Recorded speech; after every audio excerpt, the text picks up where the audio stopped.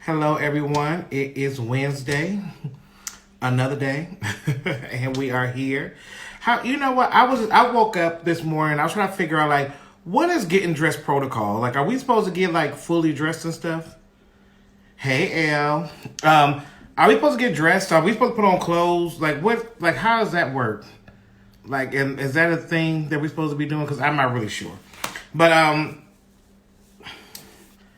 oh, this is some vodka cranberry orange juice. Keeping it light. But yeah, I'm like, do we like what is the get dressed protocol? Cause I don't really know. Like I feel like I want to put clothes on in the morning, but then I don't. And then but then I just do I put clothes on and sit around my house, or do you just kind of sit in your robe and your clothes? Like what are y'all doing? Are y'all putting clothes on? And it's 5 o'clock. Are y'all drinking? Do y'all have a drink with y'all? What are y'all drinking on? It's PJs and a head wrap.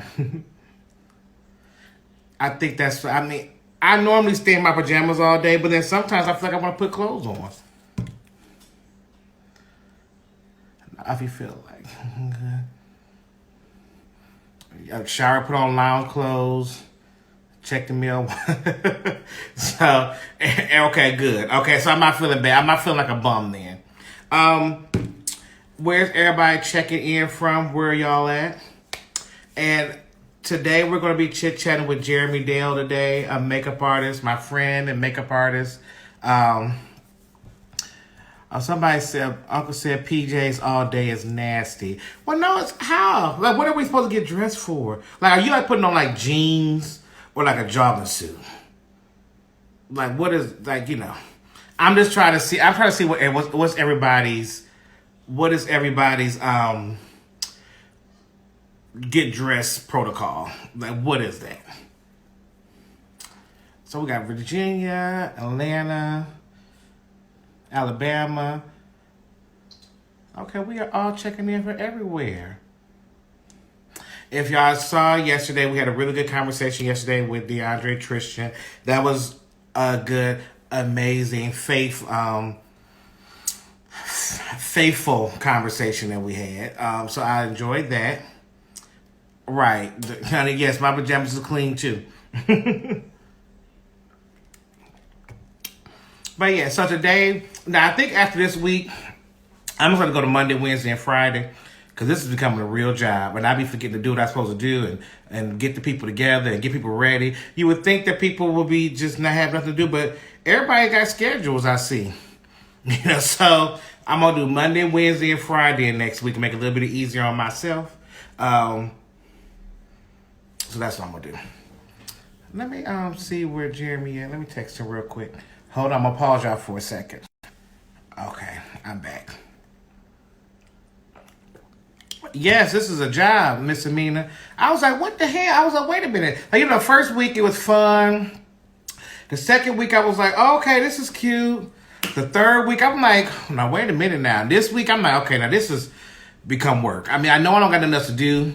I'm gonna just sit at home, but that just this is not what I signed up for on my this ain't what I signed up for. So, I'm like, so Monday, Wednesday, and Friday is gonna be good. I'm gonna have some great people Monday, Wednesday, and Friday. Because this Monday through Saturday was like, woo, it kicked my butt. Hey Mario for stepping in. But thank you. I appreciate you guys for checking in with me too every day. Oh, here we go. Boom. Doot, doot.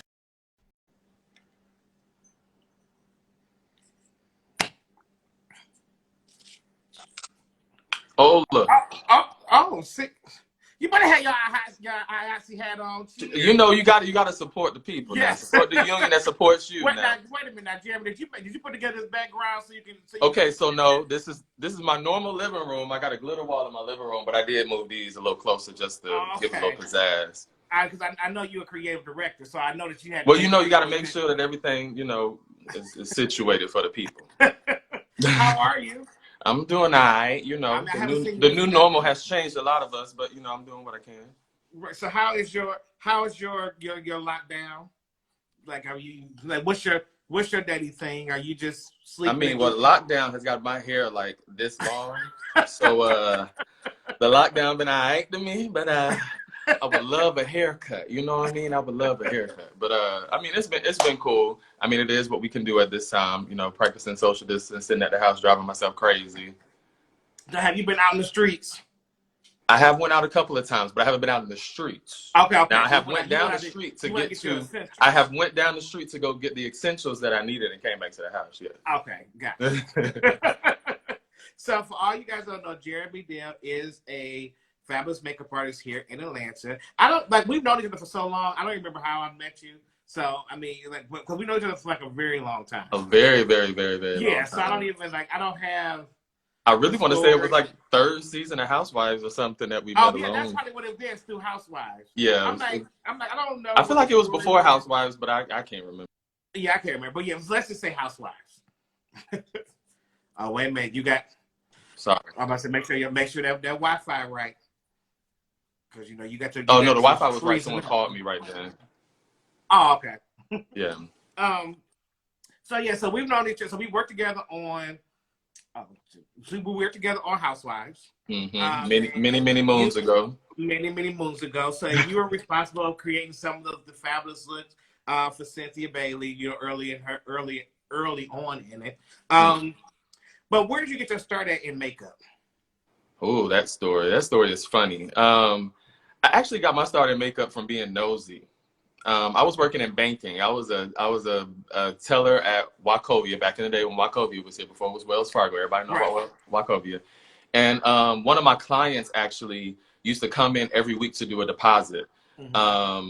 And her deposit was way more than what I was making. And I was just like, well, what does she do for a living? Because you coming in every week and you making these deposits. I need to be doing what you're doing. So, after, getting comfortable with her, I asked her, like, what does she do for a living? And she said she was a makeup artist. And I was like, what kind of makeup you doing that you're making this kind of money? But this was before I knew about, makeup industry and all that kind of stuff. So, I struck up conversation with her. One thing led to another. And she came in one day and she said that the particular salon that she was working at is looking for an assistant. Would I be interested in doing it? And I was like, yeah, I don't know. I don't know if I want to be an assistant or anything like that, but I'll, see what happens. So I went in for an interview. It was at a salon in Roswell, downtown Roswell.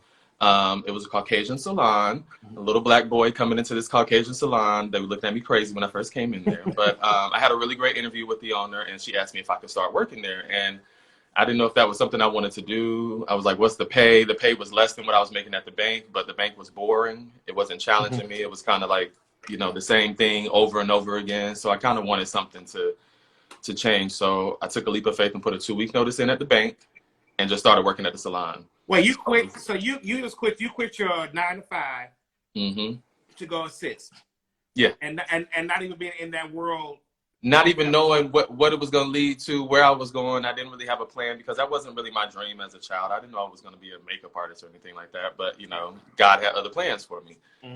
So, yeah, I put my 2 weeks notice in and started working at the salon as an assistant. I was shampooing. I was checking out people, scheduling appointments, making flyers, doing all that kind of stuff, doing blow dries, mixing color for everyone in the salon.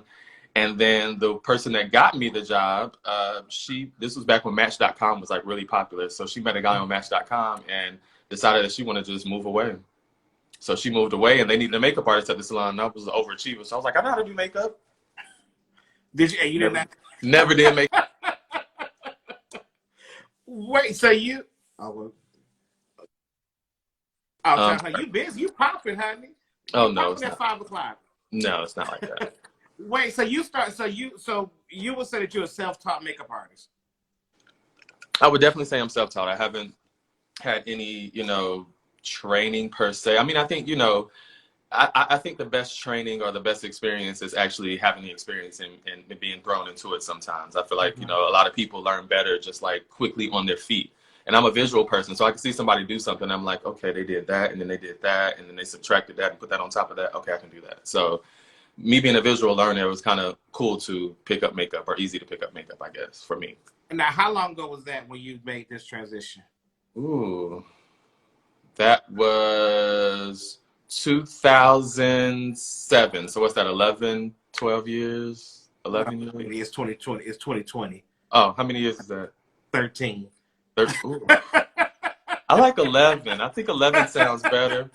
10. I'll put my phone on Do Not Disturb. How do I do that? Oh yeah. Swipe it down, and then I think it's the.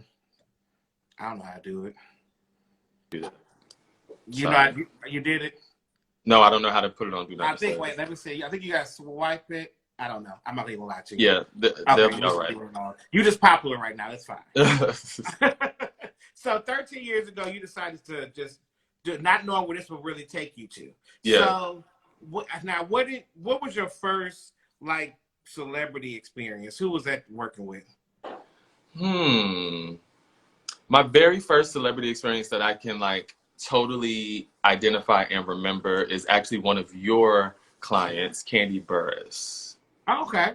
It was many celebrities too. Yeah, many moons ago. She did this thing called the Vagina Monologues at the 14th Street Playhouse or something like that a long time ago. This was back when she had the little short chop. And I was booked to do the makeup for that particular thing, and I was able to do her makeup, and that was like my first celebrity experience. And then it kind of just took off from there. So I'm not a self-taught hairstylist, so when you just trying to figure it out and going through it, faking it till you make it. How does that like? So when you were like doing it, were you doing good work? I mean, for the time. Or... Okay. So here's the thing. It was so funny. Like recently, I was like cleaning up because I have a makeup room that I put in my house recently that I'm like trying to get organized because I just got stuff all in there, and the quarantine is actually helping me do that. But I was looking at some pictures of some makeup that I did back then, and I don't know why the people what were they thinking to keep booking me? Like, I mean, it was horrible. Like, you know, like back in the day when we didn't have like all the correct tones and colors and brands that, you know, were, you know, made for, you know, African-American skin, and everyone looked a little ghostly. That's how all my clients looked then. So I didn't understand. And everyone had a cat eye that was all the way out to here. So I'm not really sure why I was being booked. So at that time, I thought I was the bomb and doing what I thought was good, but when I look back at it, I could have used some training. But hey, it worked out for me. So right, there you go. So you threw yourself in there, you made it happen. Yeah, that makeup looked bad back then. It was bad. So when you started to switch, because you know, as you know, doing regular people, we're doing not. I don't want to say regular people. I was about to say, yeah, regular people. Everybody. I mean, it's because it's two different words. I'm trying to figure out what's the polite way of saying it. The everyday woman. The everyday woman. Yeah, I'm about to say pedestrian, but I was like, well, no, you say pedestrian. That's like an insult. That's kind of that's not good neither. Yeah. So the everyday woman. So going from doing the everyday woman to switch over to celebrities is two different worlds, right? Yeah. So did you have somebody guide you for the switch over, or did you have to figure that out on your own? A lot of it was me being thrown into it. However, I had a lot of people along the way that kind of helped me hone in on my best skills. I would definitely say that Saisha Beecham really like helped out my career. She gave me a lot of insight. I was thrown into assisting her so much back in the day with Derek Blanks. Like I was always called to come and assist Saisha because she was doing, you know, all of his amazing work that he's been known for over the years. So she really honed in on a lot of my skills. Latasha Wright, actually, I used to assist her a lot back in the day as well. Coming from working in, I went from a salon to retail, and she came from retail as well. We were both working in the Mac world, and then, you know, transitioned into doing, you know, the whole celebrity thing. So she was able to help me hone in on my skills as well, and teach me the way to move in the industry and everything like that. And then a lot of the other stuff was just trial and error, you know, doing something and then not working out, and then you figuring out what you got to do to make it work, and seeing other people's progression and trying to mold yourself or get help that way. So then what would you, so have you done work? This is a two-part question. Have you hold on, let me take a sip.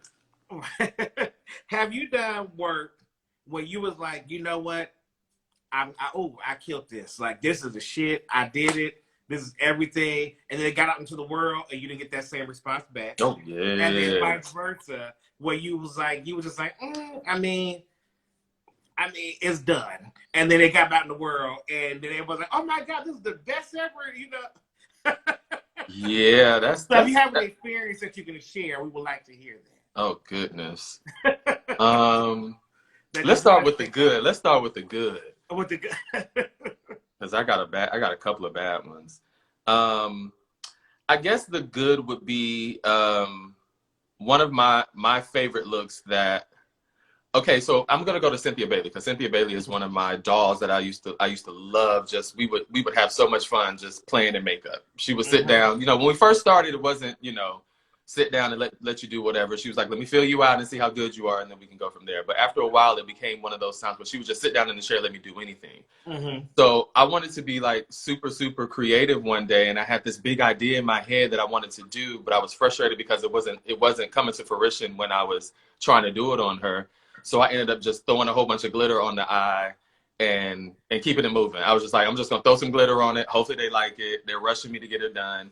And it ended up being like one of her like biggest looks that everyone loved. And it was this blue glitter eye that I did on her when she had this big red kind of afro. And it wasn't something planned. I didn't know I wanted to do blue. I didn't know what she was gonna wear, but I was trying to do some little crease thing that I had seen someone do online, and I was trying to like try it out on her, and it wasn't working out, and I was getting frustrated, so I just threw the glitter on, and then it ended up like being something that was like really, really cute. And the whole time I was frustrated because I was like, it's gonna clash. People are gonna think that it don't go with the hair and it don't go with this. I was overthinking it. She had on peach, and it was a lot of thoughts going through my head that I, you know, was overthinking it, but it ended up being something very popular. So, you know, sometimes you got to just let go and see where God take you on your looks. You can't, you know, overthink it, because when you overthink it, sometimes that's when it ends up being a little too much. And then on the other hand, I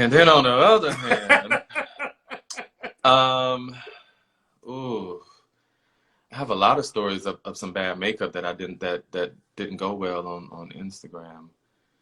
But not bad makeup. But you felt like you put your all into this. Like, well, yeah. I mean, well, usually when you do your stuff, I would hope that you feel like you put your all into everything that you do. So, you know, anytime something gets like slammed or it's not, you know, that great of an experience, you're kind of like, ugh. Well, okay, so I have an experience that actually didn't get out. People didn't know about it, but it was a personal battle that I went through. Gotcha. And I'm not gonna say any names or anything like that. Right. I'm just gonna be very vague with everything. But I was asked to do this big gig. It was a lot of pressure because it was like a world-renowned makeup artist that I'm coming in to work with, and like it has to be spot on. Like I literally, you know, studied what I need to do, you know, so I can be prepared. Like I always do, overthinking. I'm a Leo, so sometimes we overthink things, but overthinking and getting over prepared for it. Then I get there and I have all of this stuff, and then I see everyone else and they have none of the stuff that I have, and there's so much pressure. And I spend a whole bunch of time doing this face, and then it goes to this person that has to approve the look, and she tells the model to wipe her whole face off and sent the model to another makeup artist, and I did no more makeup the rest of the time that I was there, and I was there for 2 days. Oh, wow. So that, you know, I was all excited about it. I thought I had did something. I was like, oh, I'm looking around at what everybody's doing. I was like, oh, mine look good. Like, you know, I think it looks clean, and, you know, the people are going to love it. And, and then it got chopped right down. She didn't even look at it for 2 seconds, and she was like, no, wipe that off, start over. Send her over to so-and-so. So was that a teachable moment for you? It was definitely. Well, did they explain to you, or was it just like, child, okay, we ain't use you no more? Well, luckily it was one of those experiences where the particular artist that she sent the model to was a makeup artist that I knew. Okay. So I just literally walked over, you know, and just, you know, said, you know, I'm just gonna watch you do what you're doing, because, you know, obviously what I did wasn't you know, what needed to be done. So I just want to see what you're doing. You know, in your head, sometimes you overthink it, and you might think like, oh gosh, am I like that bad? You know what I mean? Like the fact that, you know, I've thought I was prepared for this, and I gave my all to it, and then it got chopped down by, you know, this person that I look up to. It's like, ooh, you know, maybe I'm not on the right path, but it was just a teachable experience. It was a different avenue that I had never tapped into before. It was fashion makeup. I had never done fashion or runway makeup at that time. So that's a totally different, different facet than being, doing, celebrity work or red carpet work or stage work or even television work. It's totally different mediums. So I had to humble myself, and well, I'm always humble, but I had to No, really. no, you're not always humble, sweetie. Let's not do I that. think I am. No, you're not. But okay. You've always said that, though. You've always said that, which I think is really. I don't know how I feel about You're that. not always humble, child. Now, I'm gonna give you that. Now you may be humble sometimes, but not always. I'm not gonna let you have that one. I would love to hear about those things. But yeah, so that was that experience. That was it kind of hurt. But then seeing her do the makeup, I was like, oh, I added too many steps. So that's why I got chopped down. I was overthinking it and doing too much. So no now, tea. Who is this? No tea. We don't want no tea right now. No tea. We are sipping beverages. Nothing hot right now. So now you work mainly in Atlanta, but you've worked all over the place. And Atlanta has its own style of makeup. And I know, and I hear that from everybody, like, oh, don't be hating like the girls in Atlanta. Don't be hating like the girls in Atlanta. So what makes Atlanta so different makeup wise than everywhere else? Well, New York and LA. I think that Atlanta is late on the curve of learning those different avenues of makeup, whether it be fashion, whether it be television, whether it be like different mediums of makeup. Down here, it was the music industry. Atlanta has always been known about the music industry, and the music industry is out there. It's in your face. It's about mind-jarring visuals. It's things that grab your attention. So the makeup has always been a little bit over the top, or it's been a little bit more dramatic, or it's been a little bit more bold. So that has always been Atlanta style, even from back in the day when, they were doing videos and stuff down here. So, they're going to put a beat on in Atlanta. Like the people want makeup. They want to see the makeup. It's about the makeup. Whereas, in other areas like LA and New York, if you're in fashion and film and everything like that, it's not about seeing the makeup. It's just about looking the best you can look. So, it just kind of like changes the dynamics of how the makeup looks. But I love Atlanta's style. I love the look. I think it has, garnered a lot of trends that are still out there. They talk about Instagram brows or Instagram beats and things like that. But I feel like, Atlanta was already doing those kind of looks prior to it, popping off and being popular on social media. Now, how was it? Now, you became a popular makeup artist.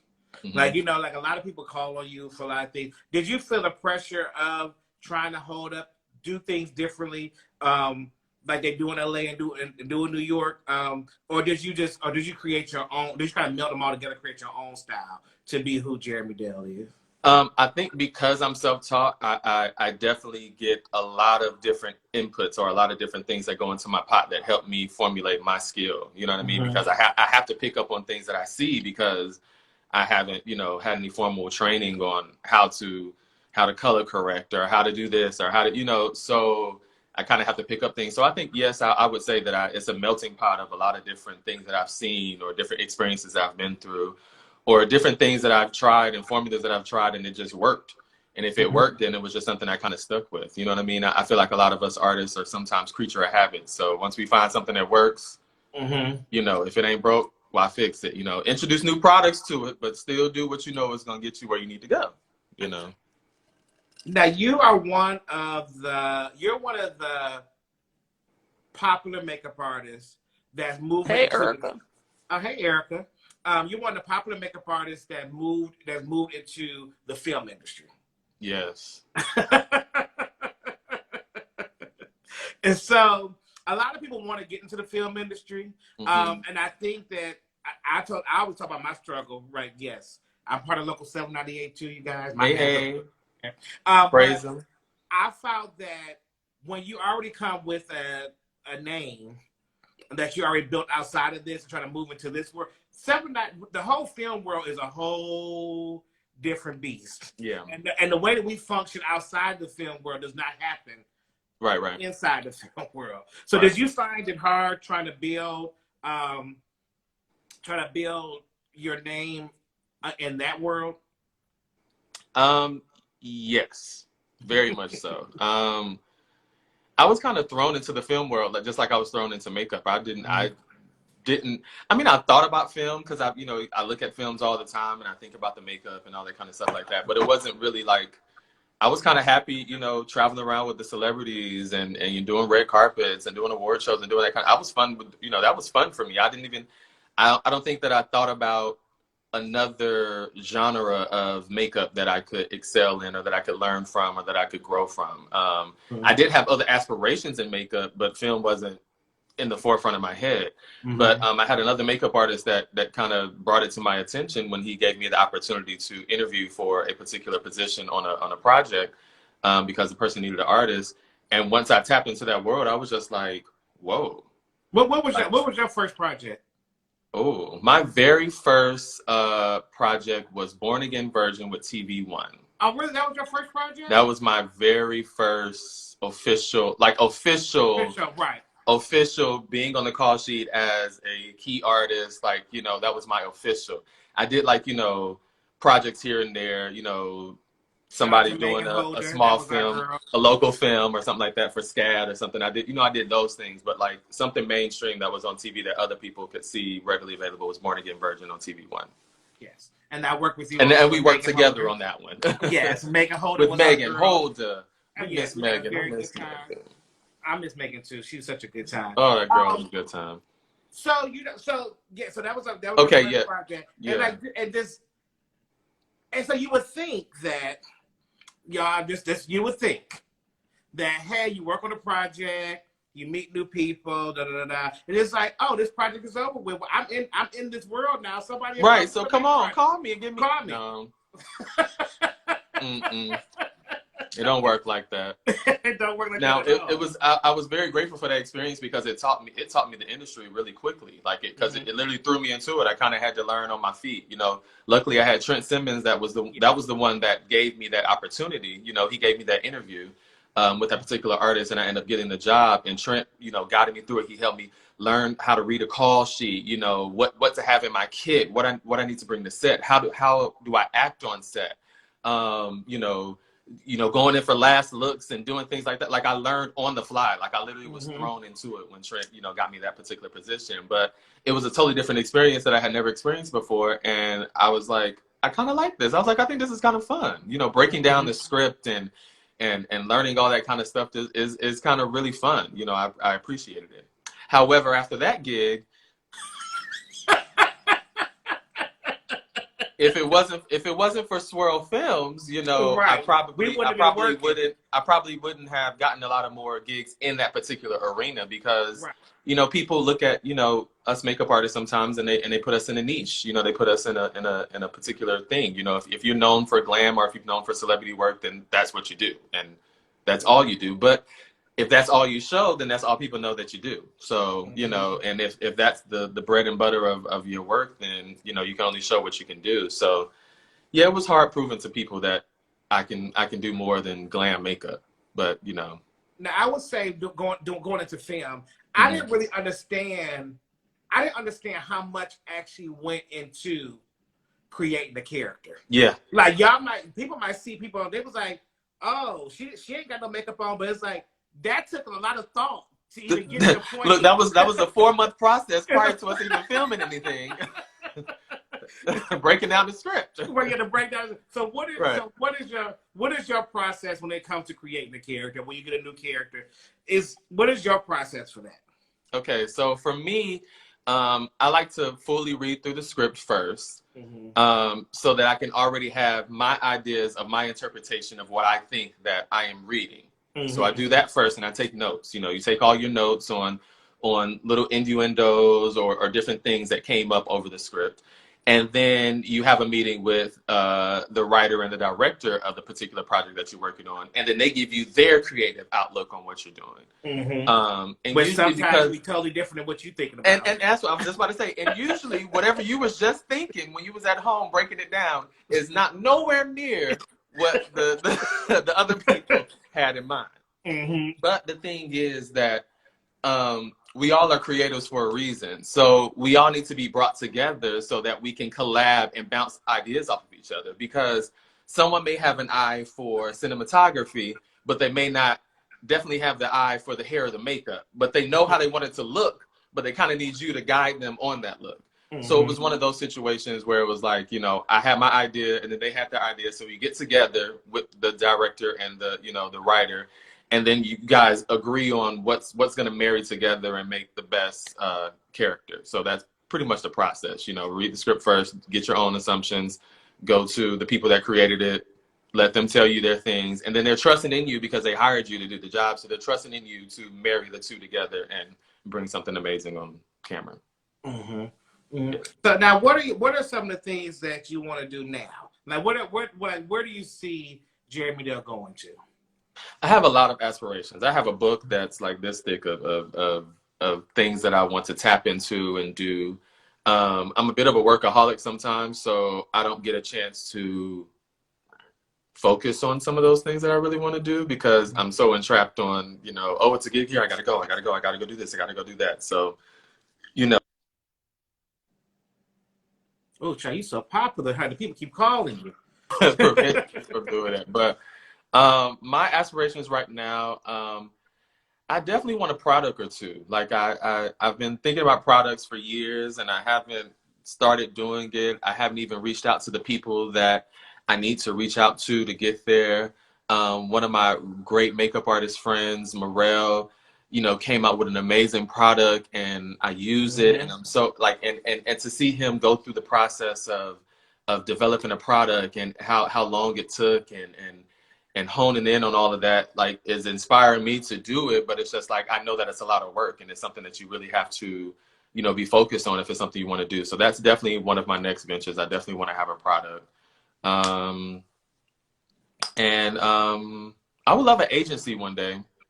Not saying that that's next, but you know, next. I can see you doing that. Yeah, that has always been a end all goal for me. Like, I want to retire with an agency where I've had the course of my career and I'm like helping other industry professionals and other creatives like really find their way and their path in the industry. And I really feel like, you know, I felt like I was kind of put on the earth sometimes to be kind of like a pathfinder or a leader or a helper or nourisher. So I kind of think that that's going to be my end all. It's definitely going to have an agency.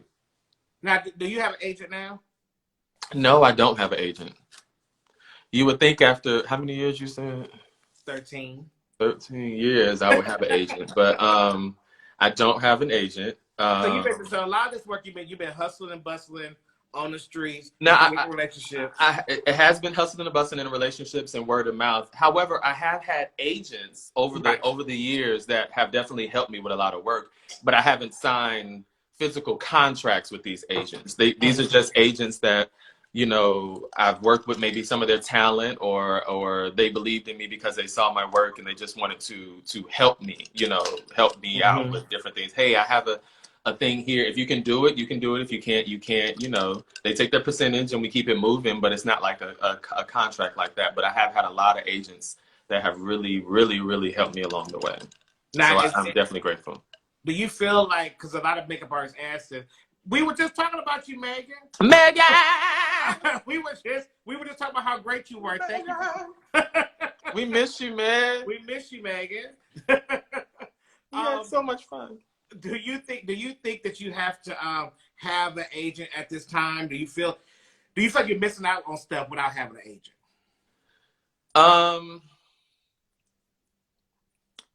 You know, that's a tough question because I do feel like there are a lot of opportunities that I probably could garner if I had someone representing me on that particular front.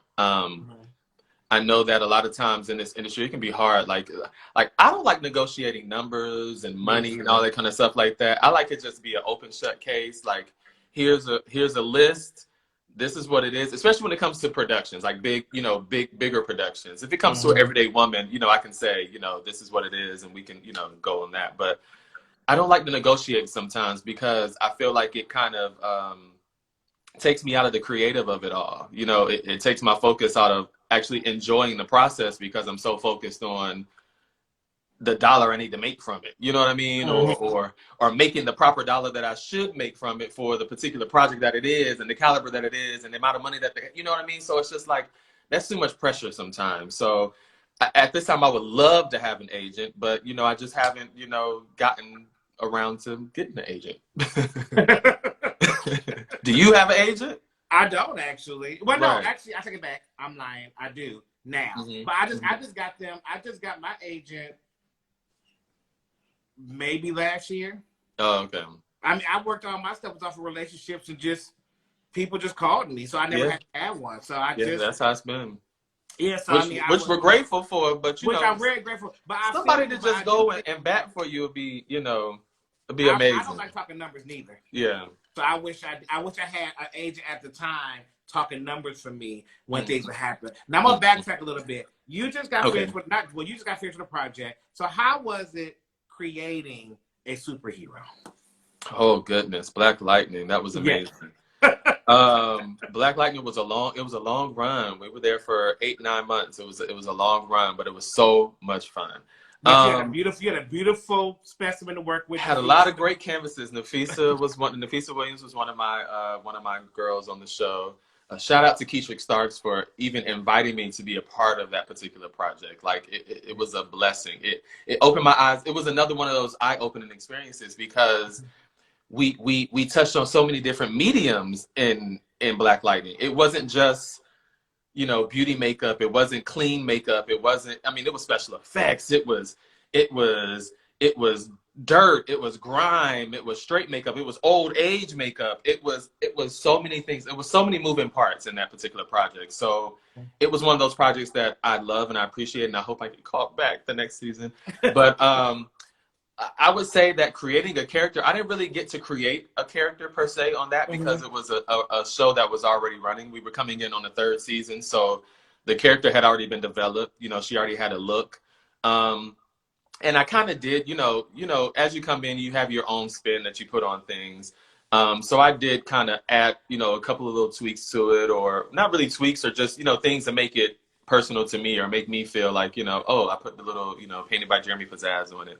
So that was really a great experience. You know, doing a superhero, well, you know, she wore a mask most of the time, so I really didn't have to create a lot of makeup for that particular look. But her Blackbird look was a new look that was introduced with a new costume on the 3rd season. So I was able to kind of give a new look because it was a new costume that was unveiled. So, you know, I gave a little bit more of a dramatic eye that I felt was a mask in a sense that she would put on when she's Blackbird, but it's a mask of makeup in a sense. So that was fun to create. And it was fun to work with Keetrick and him to let me, he trusted in me, you know what I mean? Like he believed in the skills that I brought to the table. And he said, you know, I'm not going to put too much pressure on you. I just want you to go and do what you feel you're going to do. And, you know, that's great. You know, you want to have that as a department head, you know, as a key for your department head to look at you and say, you know, I trust in you, you know, go and do your magic, and I know that you're going to do an amazing job. And it was a really, really fun project, and I met some amazing people, and it's so dope. Well, I like what you said too, that because what people don't really realize is just because you work on a project don't mean you get called back. A lot of times. It's politics in this industry. Politics. Yes, a lot of politics in the industry. It's like you might, just because you work on a project, when you see they got announced for another season, you're like, oh. And just because you think you did a good job don't mean that you're coming back. Right, don't mean that you're coming back. So you always moving, dipping and moving and looking around. Hello. But you want to make sure, because I think that, especially in this film industry, what I've learned is that it's not even about the skill, it's about the relationship. It's all about relationships. Yeah. But I learned that very, very early in my career, because I would have conversations, like, you know, you would have like little round tables with other artists where we would get together and just like talk and chat. And, you know, when we always talk and chat with other artists, we start looking at people that we would love to work with and studying, you know, the people that they've worked with and things like that. And, you know, there's some times where, you know, you might see a look and you're like, but then you're like, well, how did they get away with doing that? And you're like, but that was their vision. Like you can't knock their vision. That was their vision. And then that's the relationship that they have with that particular client that they're working with. There are a lot of times where someone could not be the best artist to someone else in someone else's eyes, but their personality and their energy and their loyalty and their friendship is way more important to the client than what they actually do for them. Like sometimes you have clients that'll just come to you just because they ain't feeling good and they just want to get their hair and their makeup done just to feel good, you know, and give you some money. You could be jacking them up, but as long as And you could just be doing, you could have one eye open and but you just being yourself and y'all having fun, and you do a little 1-2 on them that you know ain't nothing, and they pay you the same amount they pay you for the 1, 2, 3, 4, 5, 6, 7, and 8. But they want to spend you just did a 1, 2, 3, 4 on them. And they still happy because they came and they were able to experience time with you. You know, you gave them everything they needed to uplift them. And I feel like that's the thing about our industry sometimes is it's more than just the makeup and the hair and the wardrobe and the, you know what I mean? It's about the relationship, and it's about the feeling that a person gets after interacting with you or being with you. And I feel like that's way more important than your actual skill. Your skill is only going to get you so far. If you got a bad attitude and you got amazing talent, you ain't gonna get booked. People don't want to work with people that got bad attitudes. Now this is a makeup question for makeup artists. Okay. And basically, I've seen your kit too.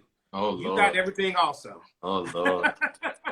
My back and my shoulder is thanking me for that right now. It's like, I mean, it feels like a lot of y'all. I mean, most of y'all got everything, but what's in your kit that you? Now I ain't got no kit like Saisha Beecham now. Oh no, have you seen the Saisha Beecham kit? Yes, I have. I've seen that kit. It's literally like 4 huge Burton bags, the double-sided Burton bags, just full of anything you can. And that's the person that taught me how to pack my kit. Was her, because it was like you never know what you're gonna be thrown into when you show up on some of these sets. So her kid is. I mean, they could say we want to put some yarn on the face to go down in a swing line. Oh yeah, I got a bowl of yarn right here. Hold on, let me. Yes, Aisha. What color you want? You know what I mean? Like, it's crazy. But okay, go ahead. But what is this some of your kids you have to have that you got to live with? Ooh. And I know it's such a broad question that y'all have so much stuff. It's easier for us hairstylists to answer. Okay. No, I got a good answer. The thing I have to have in my kit are amazing brushes. If I don't have anything else, I need amazing brushes. And the reason I say that is because it's not about the particular makeup that you're using sometimes. It's about the application. It's about how it transfers to the skin. It's about how it blends. It's about, you know, how the look comes together. And if you don't have the right brushes and you have cheap makeup, it's not gonna lay right. Like it's gonna be splotchy and it's not gonna blend and everything like that. So I would rather Jay Danielle. I got fancy brushes. Trent, they want to know. Trent got me on the brush game really early. Well, they want to know what brand of brushes you use. Oh, I use a lot of brushes. My ultimate favorite, if I can afford it and I have some extra money, is Haku Hodu. And that's like my favorite. It's a Japanese line. It's handmade squirrel brushes. When I say squirrel, is like the softest brush you're going to find. When I say the blend is like impeccable, no matter how chalky the product is, like if you have a squirrel brush, it's going to just blend it out amazingly. So Haku Hodo is one of my favorite. Wayne Goss is one of my favorite. Mac has always been, you know, a cult favorite. I mean, Mac is always going to give you great brushes. But a lot of things... Go ahead. What makes a good brush? What makes a good brush? The hairs of the brush. It depends on what you're doing the application for. You know, if you're using something that's alcohol based or something that is that's long wear or something like that, you want to use a synthetic fiber brush because you want to be able to wash it out where it doesn't damage your brushes. You know what I mean? But if you're dealing with a powder or something that's a little bit more softer, then you want to use those squirrels, or you want to use those natural hair fibers, and you want to use those things that are a little bit more soft because it blends it on and it makes it go on a little, you know, a little softer and not so hard, I guess you would say. Oh. Okay. Well, everybody's quite impressed with. Yeah, they like them Wayne Goss. That Wayne Goss is no joke now. He got some good brushes. I get my Wayne Goss brushes off of beautylish.com. Good little Now, affordable site. Beautylish. Y'all need to go to Beautylish. If you want to buy high-end makeup, but you don't want to spend all the money at one time, they have payment plans. You can put like $100 down. You could buy all of Charlotte Tilbury's line, all of Wayne Goss's line, by Terry, all of the amazing high-end lines that cost $100 for a foundation. You can buy all the things you want from there, and then you can pay monthly on it. And then, you know, when you get over it. Do I like Black Opal products? Yes, I swear by Black Opal. Black Opal is something I use almost every day. now, is there somebody that you want? Because I know you work with some amazing people. Yeah. Is there a makeup artist out there that you still want to work with? Yeah, there's plenty of makeup artists I still want to work with. But that's just I haven't worked with a lot of makeup artists I have worked with a lot of makeup artists I look up to, but there are definitely many moons of more makeup artists that I would love to work with. You want some names, don't you? Yes, just a few. Okay, let's see. I would like to work with Francesca Tolo. Mm-hmm. She was Beyonce's makeup artist for many moons, and she still does it every here and there. I've already worked with Sir John. He's amazing. Let's see. Who else do I want to work with? I would love to work with... Oh... I've worked with a lot of great people, actually. I'm just thinking about it. There you go. See, that's what I'm trying to say. I know you moved around. I've heard your. I was gonna say V Neal because she does a lot of special effects, but I've worked with her. I've had the opportunity to work with her. I've worked with Sam. I've worked with Sheikah. I've worked with Rennie. I've worked with Pat McGrath.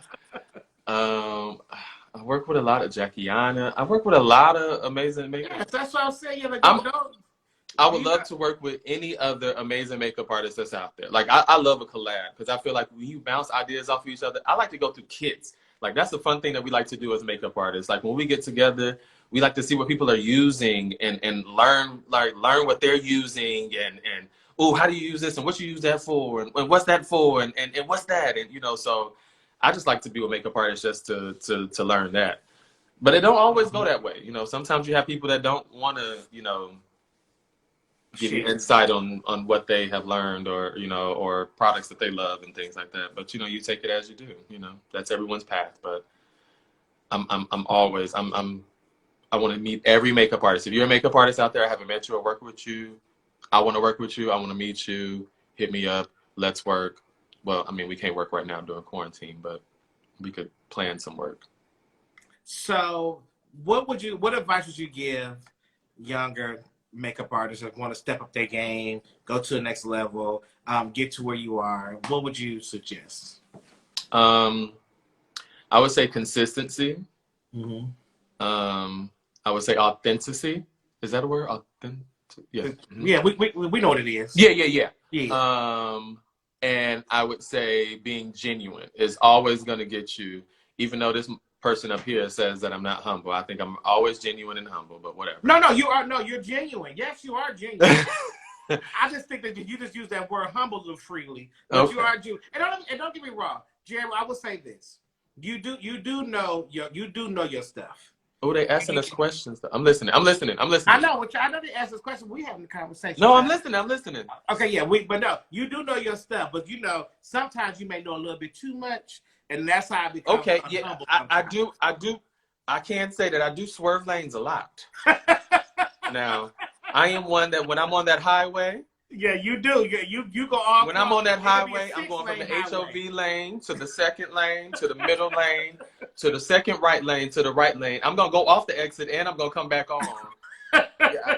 Because I feel like for me, it's just a passion. That's all it is. It's just I'm very passionate about what I'm doing. I want all of us to succeed. So and I'm an energy person. So if I feel sometimes they might not be where they need to be at the time. So, and I might not be where I need to be at the time. So we might need to be talking to each other right now. So if I need to say something to rev you up, and it might rev you up in the wrong way, but rev you up and we end up getting something amazing in the end, I'm grateful for that. Well, yeah, you can be mad at me for right now. If you're going to be mad at me, you can be mad at me right now. But as soon as you see this, you're going to be like, oh. Oh, it was cute. We did good on that. We collabed on that, and then it ends up being good. And then we're happy and we're friends again, and it's Yes. all over again. And somebody said Leos are not humble. Yep, That's Leos, we roar. Sometimes we don't think, we roar sometimes. So yes, I understand. Well, no, we sit back sometimes and chill, but yeah, we do roar. So yeah, but I think we're humble.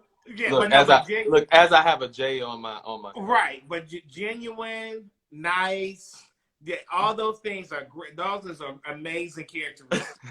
Just humble is not the right word for it. Whatever. You want to answer some of these questions? But y'all know, honey, because it's over, honey. They only give us an hour on this thing. So We're gonna have to call off and come back then. Yeah, you got. Oh no, child, I got shit to do, honey. I got an appointment at 6. So you go. But we got 8 minutes, so let's hit them. Come on. They said, who lashes do you like to use? A little bit of everybody. Dell, Danessa Myricks, the cheap little blue and white pack that you get from the beauty supply store, and stack them up and customize them. I do a lot of customizing with my lashes. So sometimes I buy the cheap lashes and cut and paste and put things together. But those are some of my favorites. Where do you find inspiration? I find inspiration in everyday life.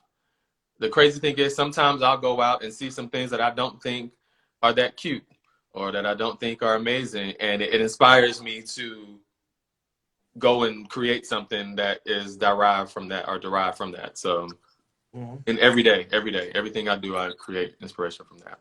Here go one right here for you. Hey.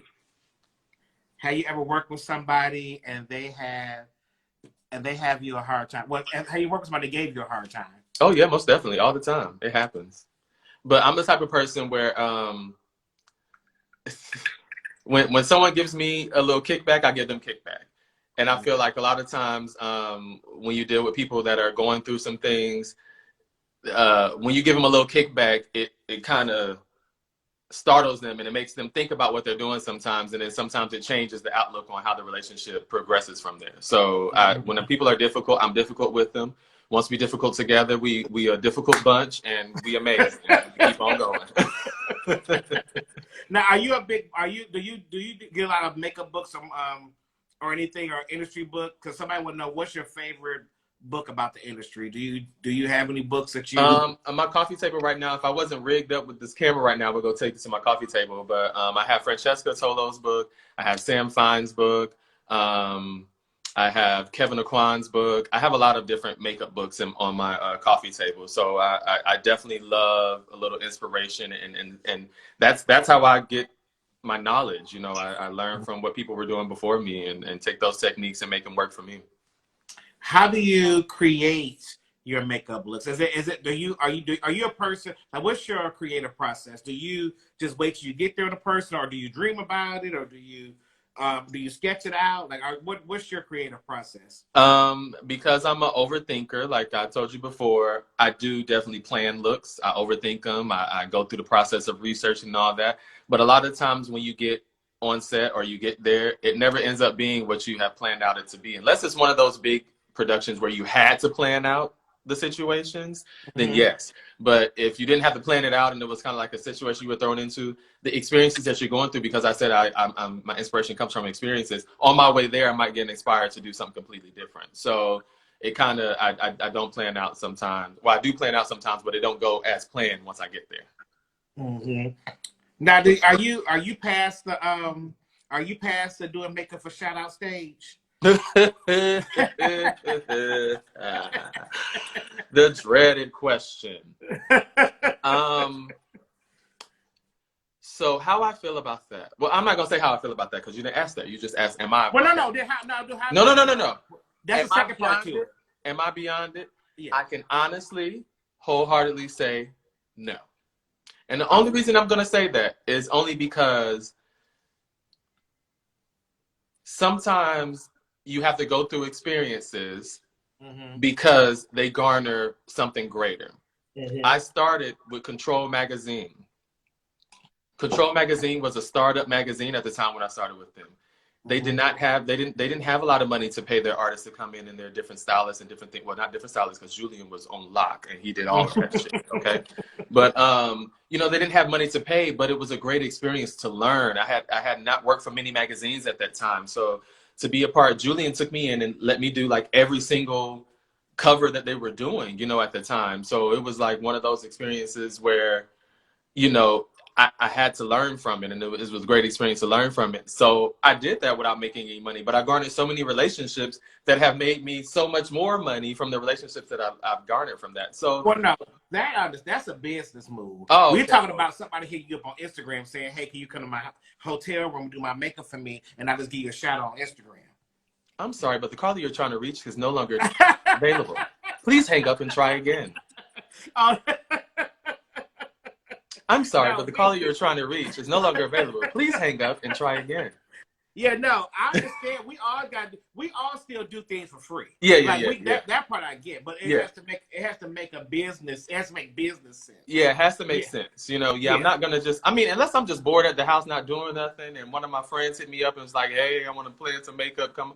Yeah, I might do that. But, you know, if I have things lined up and you know, all of that, no. Yeah.